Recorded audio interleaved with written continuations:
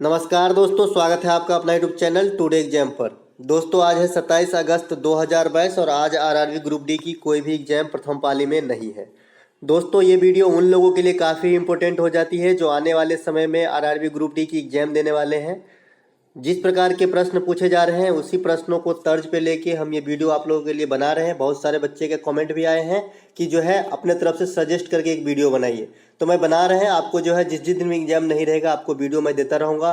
और आपको याद होगा कि जो 20 तारीख का जब एग्जाम नहीं था और प्रथम पाली में मैंने जो वीडियो बनाया था उससे 8 प्रश्न टकराए थे, अभी भी चैनल पर पड़ा है, आप देख सकते हैं। तो चलिए दोस्तों शुरू करते हैं। एक प्रश्न यहाँ पे हमने रखा है, निम्नलिखित धातु में से कौन से कक्षीय ताप पर द्रव अवस्था में होती है। यहाँ पे धातु पूछा गया है, ध्यान रखिएगा। धातु जल्दी जल्दी में गलती नहीं करना है। ऑप्शन में है ब्रोमीन, सीसा, पारा, टंगस्टन। दोस्तों इस क्वेश्चन के लिए राइट आंसर हो जाएगा यहाँ पे पारा हो जाएगा। Option number C right answer हो जाएगा, क्योंकि यहाँ पे धातु पूछा गया है। अगर आपसे पूछा जाए कि कौन सी अधातु कमरे के टेम्परेचर पे जो है द्रव अवस्था में होता है तो ब्रोमीन हो जाएगा, क्योंकि ब्रोमीन जो है अधातु है। चलते हैं आगे, इसके बारे में और थोड़ा सा ले लेते हैं। जितने भी ऑप्शन है सभी का मिलेगा यहाँ पे आपको मसाला, क्योंकि आप जानते ही हैं हम पूरा एक्स्ट्रा फैक्ट के साथ पढ़ाते हैं। बल्ब का फिलामेंट बनाने के लिए आप किसका प्रयोग करते हैं? टंगस्टन का प्रयोग करते हैं। टंगस्टन का संकेत भी आपसे एग्जाम में पूछ लिया जाता है, तो टंगस्टन का संकेत जो है डब्ल्यू होता है, टी नहीं होता है। इसकी गलनांक उच्च होती है, लगभग कितनी होती है? 3500 डिग्री सेल्सियस से भी अधिक होती है।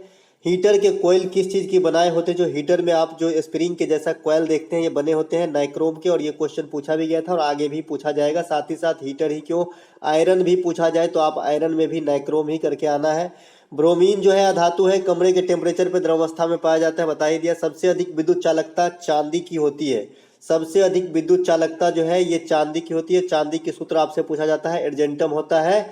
और एर्जेंटम के बारे में क्या है मैंने आपको बताया था कि भाई व्युत्क्रमानुपाती वाला संबंध याद कीजिए कि चालकता और प्रतिरोधकता एक दूसरे के व्युत्क्रमानुपाती होती है। यानी अगर आपसे पूछा जाए कि निम्न में से किस धातु की प्रतिरोधकता सबसे कम है और ऑप्शन में अगर चांदी है तो चांदी हो जाए, क्योंकि चांदी प्रकृति में सबसे कम प्रतिरोधकता वाला धातु है, इसी कारण इसकी चालकता सबसे अधिक है। साथ ही साथ मैंने घनत्व और आयतन में भी व्युत्क्रमानुपाती का संबंध बताया था। घनत्व और आयतन में कि घनत्व अधिक होगा तो आयतन कम होगा, आयतन अधिक होगा तो घनत्व कम होगा। एक प्रश्न आपसे पूछ लिया जाता है कि जल का सर्वाधिक घनत्व कितने डिग्री टेम्परेचर पे होती है, तो 4 डिग्री सी पे होती है, और यहीं पे सबसे कम आयतन भी होती है जल का। तो एक दूसरे से रिलेट करके आप याद करिए, काफी दिन तक याद रहेगी। एक प्रश्न यहाँ पे है, सोना और चांदी प्रकृति में जो है मुक्त अवस्था में पाई जाती है। मुक्त अवस्था कहने का मतलब है कि जो है फ्री स्टेट में पाया जाता है और साफ ही रहता है, शुद्ध रहता है। तांबा प्रकृति में मुक्त और संयुक्त दोनों अवस्था में पाए जाते हैं। संयुक्त कहने का मतलब है कि ओर के रूप में भी पाया जाता है, अयस्क के रूप में, और शुद्ध भी पाई जाती है। तो तांबा आपके लिए इंपॉर्टेंट रहेगा। प्रकृति में दोनों स्टाइल में पाए जाते हैं, फ्री स्टाइल और कंबाइंड स्टाइल में। चलते हैं आगे।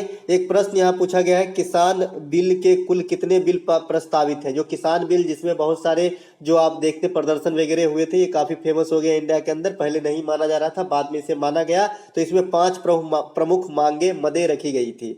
5 प्रमुख मांगे में जो इसमें था कि प्रमुख मांग जो कृषि उपज विपणन समिति मंडियों के बाहर जो है किसान अपनी माल को जो है बेच सके, ये प्रमुख मांग था। चलते हैं आगे। एक प्रश्न यहाँ हमने रखा है, भारतीय संविधान के अनुच्छेद 280 में क्या वर्णित है? भारतीय संविधान के अनुच्छेद 280 में वित्त आयोग का गठन वर्णित है। वित्त आयोग का गठन राष्ट्रपति के द्वारा 5 वर्षों के लिए किया जाता है। वर्तमान में 15वें वित्त आयोग के अध्यक्ष कौन है? एनके सिंह है, नंद कुमार सिंह है। नंद कुमार सिंह है, ये तो पूछ दिया गया है लेकिन फिर भी पूछा जाएगा। अभी एनके सिंह का कार्यकाल पूछा गया है और एक दिन पूछा गया था, शायद 24 तारीख या 25 तारीख को शायद पूछा गया था कि एनके सिंह का जो है कैवा वित्त आयोग के अध्यक्ष है, तो 15वां राइट आंसर करके आना था।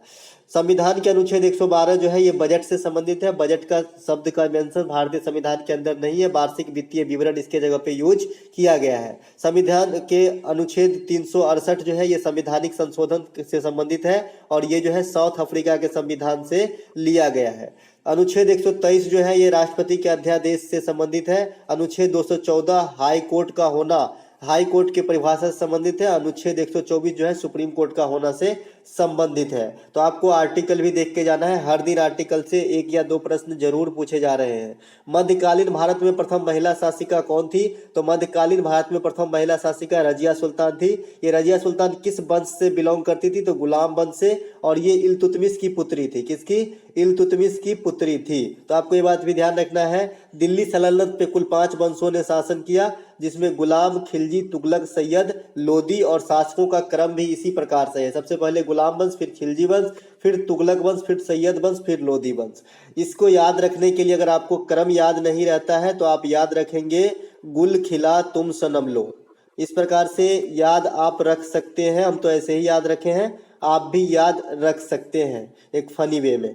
चलते हैं आगे। साथ ही साथ इसके प्रथम शासक आपको जरूर याद होना चाहिए, जैसे गुलाम वंश के कुतुबुद्दीन ऐबक, खिलजी वंश के जलालुद्दीन खिलजी, तुगलक वंश के गयासुद्दीन तुगलक, सैयद वंश के खिज्र खां और लोदी वंश के बहलोल लोदी। इसके बाद जो है पानीपत की प्रथम लड़ाई 1526 बाबर के द्वारा इब्राहिम लोदी की हार होती है, और इस लड़ाई के बाद जो है भारत में मुगल वंश की स्थापना हो जाती है, जो भारत में 1857 के विद्रोह तक जो है कायम रहता है। बहादुर शाह जफर द्वितीय के साथ ही मुगल वंश की समाप्ति होती है।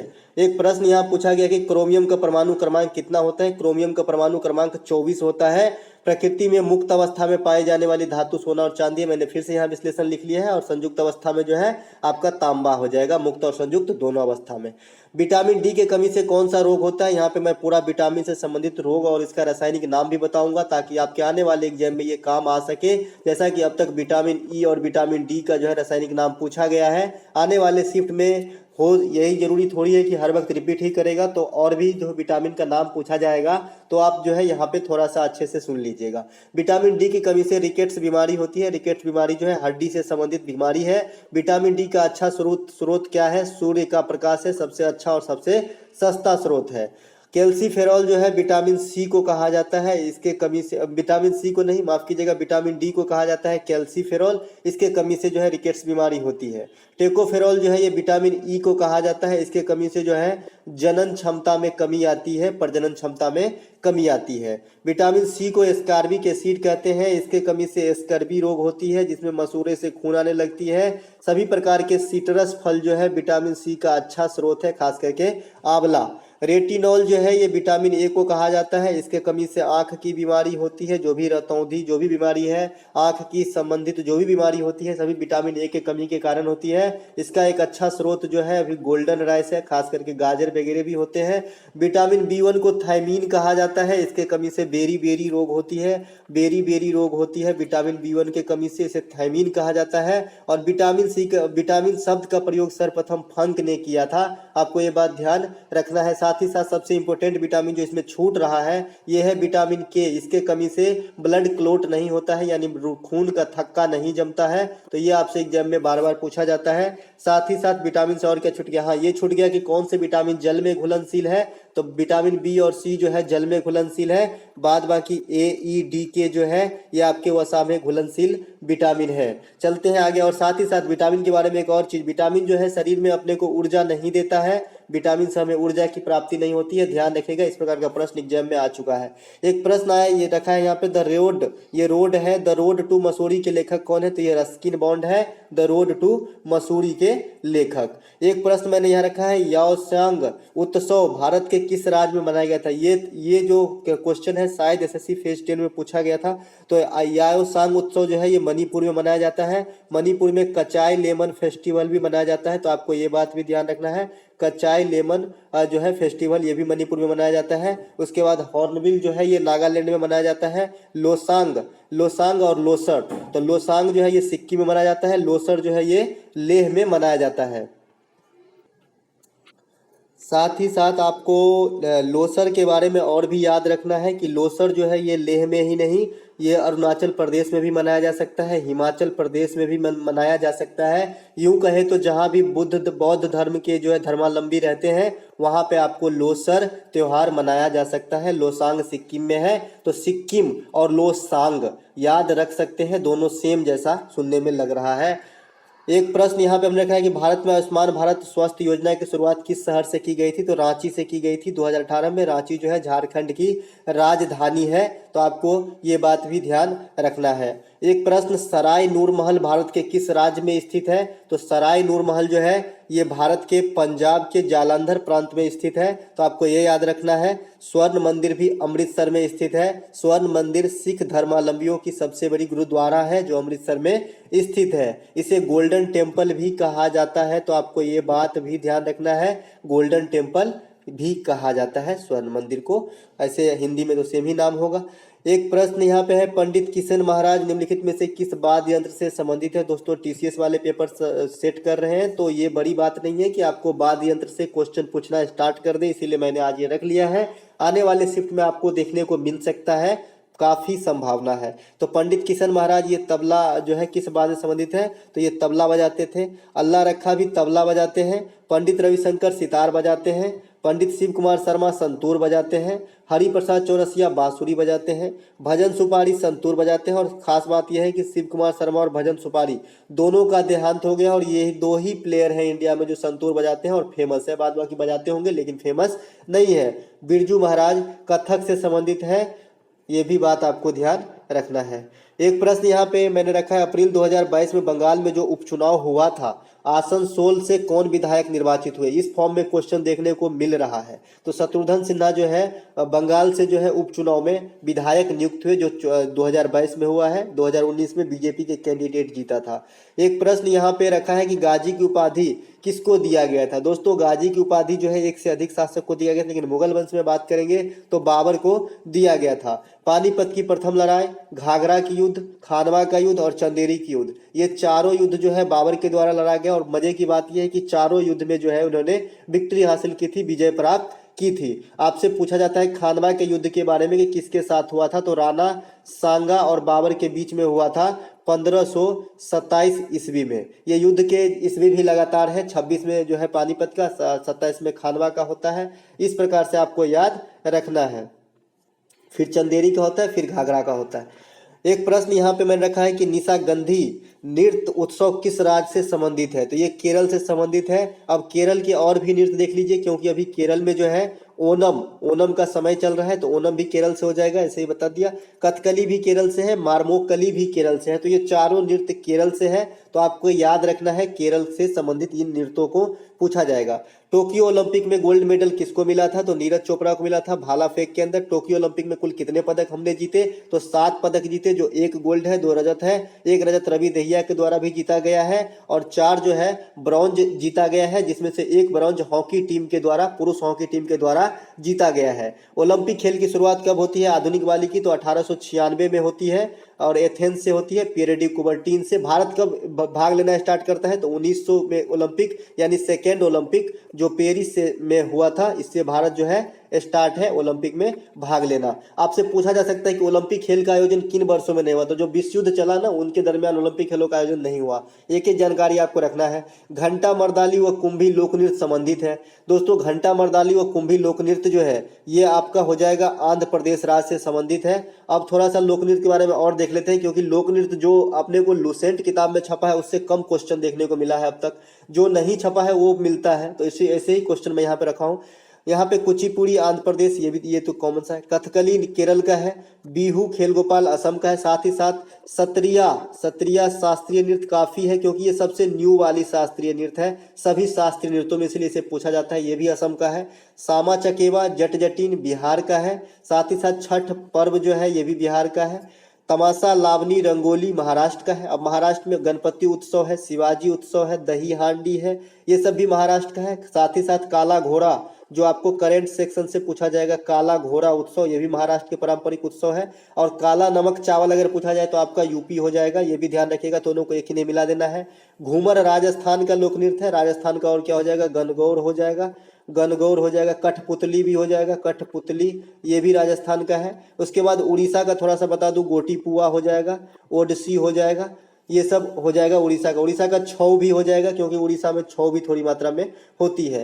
एक प्रश्न यहाँ पे हमने रखा है कि सूर्य से बढ़ते क्रम की दूरी पे कौन दो ग्रह मंगल और यूरेनस के बीच है? तो मंगल और यूरेनस के बीच में आप खुद ही यहाँ पे सर्च कर सकते हैं कि मंगल कहाँ है। यूरेनस का मैंने फिगर इसलिए लगा दिया है। तो यूरेनस आपका ये रहा और मंगल आपका कहाँ है देख लीजिए। मंगल रहा आपका यहाँ पे। तो यहाँ पे राइट आंसर कौन सा हो जाएगा? ऑप्शन में बृहस्पति और शुक्र दिया गया है। बृहस्पति और शुक्र दिया गया है। बढ़ते क्रम के अनुसार जो आपका हो जाएगा इसमें से कि बृहस्पति और शनि हो जाएगा। यहाँ पे फिगर से भी आप देख सकते हैं, साथ ही साथ मैं आपको इसको याद रखने का तरीका भी बताता हूँ। थोड़ा सा इसके बारे में पहले जान लीजिए, उसके बाद में तरीका बताएंगे। बस ब्रह्मांड, संपूर्ण ब्रह्मांड का मुखिया किससे? सूरज को कहा जाता है। ग्रहों की संख्या कितने हैं? 8 है। पहले जो है प्लूटो को जो है ग्रहों की श्रेणी से निकाल दिया गया। अगर ऑप्शन में प्लूटो रहे तो प्लूटो को ग्रह नहीं माना जाता है, प्लूटो को बौना ग्रह माना जाता है। सूर्य से बढ़ती दूरी के अनुसार ग्रहों का क्रम कुछ इस प्रकार है। सबसे नजदीक में जो है ये बुध है और ये सबसे छोटा ग्रह होता है, इसके पास कोई उपग्रह नहीं है। हर ग्रह की विशेषता आपको थोड़ी बहुत आनी चाहिए। शुक्र ग्रह सेकंड नंबर का ग्रह है, इसके पास भी कोई उपग्रह नहीं है। शुक्र ग्रह को पृथ्वी का बहन कहा जाता है। तीसरे नंबर पर आता है हमारा पृथ्वी, इसके पास एक उपग्रह है जिसे हम चंद्रमा कहते हैं। उसके बाद है मंगल, मंगल के पास 2 उपग्रह है, डीमोस है और फोबोस है। जिसके पास कम है उसको याद रखा जा सकता है इजी वे में, और यहीं से क्वेश्चन पूछा जाता है, क्योंकि जिसके पास ज्यादा उपग्रह है उससे क्वेश्चन नहीं पूछा जाएगा। बृहस्पति, बृहस्पति सबसे बड़ा ग्रह है। शनि, शनि के पास सबसे अधिक उपग्रह है और शनि के पास जो है एक टिटान नामक उपग्रह होता है जो सबसे बड़ा है सौर मंडल, मतलब शनि का सबसे बड़ा उपग्रह है। और सौर मंडल का सबसे बड़ा उपग्रह पूछा जाएगा तो ज्ञानामीड हो जाएगा। क्या? ज्ञानामीड हो जाएगा, जो बृहस्पति का उपग्रह है। सबसे छोटा उपग्रह मंगल का उपग्रह जो है, जो सौर मंडल का सबसे छोटा उपग्रह है। अभी पृथ्वी का बता ही दिया। उसके बाद अरुण और वरुण, वरुण सबसे दूर स्थित ग्रह है सूर्य से। तो यहाँ पे हो गया बढ़ते क्रम में सूर्य से दूरी के अनुसार। याद कैसे रखेंगे? किसी भी फैमिली में जो छोटा सदस्य होता है ना, सबसे प्यारा होता है, तो सबसे बुध जो है सबसे छोटा ग्रह है, इसीलिए सूर्य के सबसे नजदीक है, अपने पेरेंट्स के सबसे पास है। इससे आप याद रख सकते हैं। और पृथ्वी को तीसरा मान लीजिएगा, और पृथ्वी की बहन है शुक्र, तो बगल में ही रहेगा, तो पहले है। उसके बाद मंगल, और उसके बाद दिन के हिसाब से कैसे सीरियली दिन आता है, मंगल के बाद क्या आएगा? बुध, तो बुध तो पहले ही आप ले लिए हैं, तो आएगा क्या? बृहस्पति। उसके बाद क्या आएगा? शुक्र, तो भी पहले ले लिया है, तो क्या आएगा? शनि। और लास्ट में जो बच गया अरुण वरुण। याद करने का अच्छा तरीका है। क्षेत्रफल के हिसाब से ग्रहों को क्रम जो बता ही दिया हूं सब। इसमें से क्षुद्र ग्रह पूछा जाता है आपको किसके बीच चक्कर लगाता है, तो क्षुद्र ग्रह जो है आपको लगाता है मंगल और बृहस्पति के बीच में चक्कर, तो ये बात भी आपको ध्यान रखना है। और शनि ग्रह के चारों ओर रिंग पाया जाता है, बलय पाया जाता है, ये भी इंपॉर्टेंट फैक्ट है, अलग से क्वेश्चन पूछ लिया जाता है। एक प्रश्न यहाँ पे रखा है, ग्राम पंचायत के अनुच्छेद 40 में है, और ग्राम पंचायत अनुच्छेद 40 में है और भाग 9 में है, अनुसूची 11 में है। ये ध्यान रखें, मिसप्रिंट है, अनुसूची 11 में है, भाग 9 में है। ग्राम पंचायत की शुरुआत 1959 में राजस्थान के नागौर से हुआ था। प्रत्येक वर्ष 24 अप्रैल को ग्राम पंचायत दिवस मनाते हैं। बलवंत राय मेहता समिति, अशोक मेहता समिति, एम एल संघवी समिति, 73वां संविधान संशोधन सभी ग्राम पंचायत से संबंधित है। किसी भी राज्य का विधानसभा का कार्यकाल कितने साल का होता है? 5 साल का होता है। राज्य विधानसभा में मैक्सिमम मेंबर कितने हो सकते हैं? 500 हो सकते हैं।